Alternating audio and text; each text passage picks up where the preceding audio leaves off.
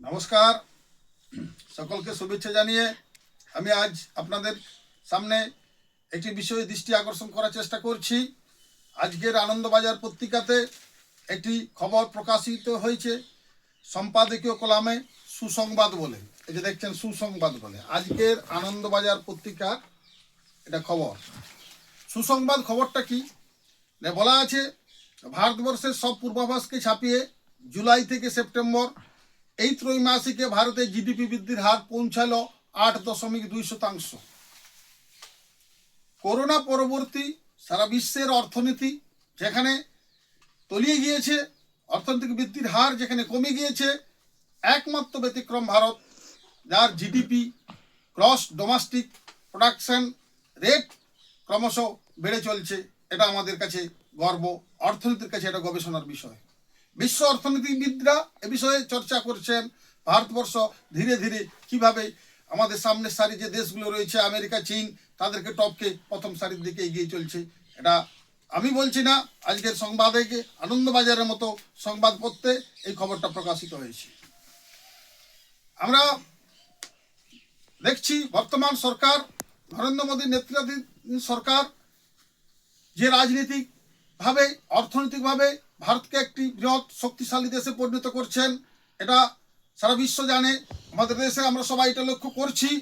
কিন্তু দুর্ভাগ্য, পশ্চিমবাংলা ভারতবর্ষের একটি অঙ্গরাজ্য হলেও আমরা এই জায়গা থেকে পিছিয়ে আসছি।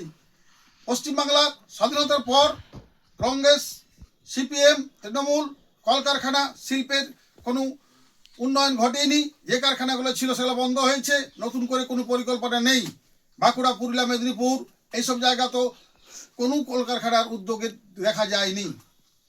কৃষি সে অর্থে বাড়েনি, অসেচ এলাকায় সেচ বাড়েনি, নিয়োগ, সরকারি নিয়োগ এখানে হয়নি, কমেছে। যদি দু চারটা হয় দুর্নীতিগ্রস্ত, সেইটা নিয়ে এই সরকারগুলো ব্যস্ত, কোনো উন্নয়নের পরিকল্পনা নেই। কিন্তু অপরদিকে দেখুন ভারতবর্ষ, যে ভারতবর্ষে অন্যান্য রাজ্যগুলো ক্রমশ সামনের সারি দিকে এগিয়ে চলছে। আমরা আগামী 2026-এর যে নির্বাচন, আমরা পশ্চিমবাংলার সমস্ত স্তরের মানুষ, হিন্দু, মুসলমান, মধ্যবিত্ত, সাধারণ কৃষক, সবাইকে কাছে আবেদন এবং অনুরোধ, আসুন আমরাও ভারতবর্ষের অন্যান্য রাজ্যের সাথে সমান হারে নিয়ে পশ্চিমবাংলায় ডবল ইঞ্জিনের সরকার প্রতিষ্ঠা করি। আমি সকলের কাছে পুনরায় অনুরোধ করছি, ভারত যেখানে তরতর করে এগিয়ে চলছে, আমাদের রাজ্যের ছেলেমেয়েরা যেখানে কাজের সন্ধানে অন্য রাজ্যে যাচ্ছে, পশ্চিমবাংলায় যদি ডবল ইঞ্জিনের সরকার হয়, বিজেপি সরকার হয়, আমাদের রাজ্যের ছেলেমেয়েরা এই রাজ্যেই চাকরি পাবে, এই রাজ্যে তাদের কলকারখানা হলে এই রাজ্যে কাজ পাবে। তাই সকল স্তরের মানুষের কাছে রাজনীতি ভুলে, জাতি ধর্ম ভুলে আমি পুনরায় অনুরোধ করছি, 2026-এর যে নির্বাচন, সেই নির্বাচনে আমরা ভারতীয় জনতা পার্টির প্রার্থীদেরকে বিপুল ভোটে জয়ী করে আমরা পশ্চিমবাংলায় ডবল ইঞ্জিনের সরকার করে ভারতবর্ষের যে জিডিপি, ভারতবর্ষের যে উন্নয়ন, তার সাথে শরিক হই।